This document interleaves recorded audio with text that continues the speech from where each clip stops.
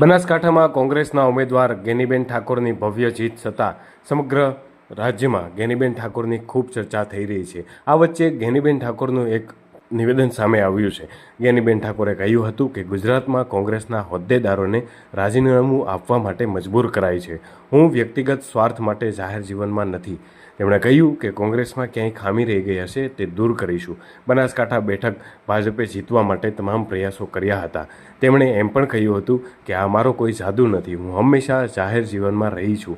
મારી અંતિમ યાત્રામાં માત્ર કોંગ્રેસનો ઝંડો હશે।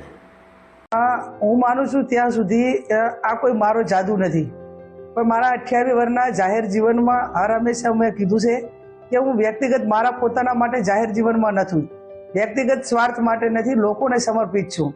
અને મારો પરિવાર એ મારા બ્લડમાં જ એક વારસામાં જ કોંગ્રેસના મજબૂત ગુણો મળેલા છે।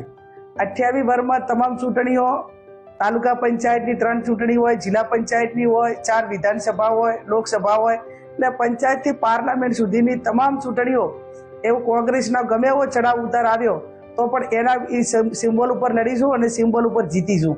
એટલે મેં હર હંમેશા તમામ જે અમારા કંઈક ને ક્યાંક આગેવાનોએ જ્યારે પક્ષ પલટો કર્યો હોય ત્યારે સ્વાભાવિક મીડિયા મને પ્રશ્ન પૂછે તો કેમ કે ગેનીબેન કોંગ્રેસમાં રહેશે કે કેમ, આવા પ્રશ્નો મને પૂછતા ત્યારે હું એક જ જવાબ આપતી કે હું કોંગ્રેસનો ઝંડો લઈ અને અંતિમ સુધી લડવાની છું। મારી અંતિમ યાત્રામાં પણ કોંગ્રેસનો ઝંડો જ હોય એવું હું પોતે ઈચ્છું છું।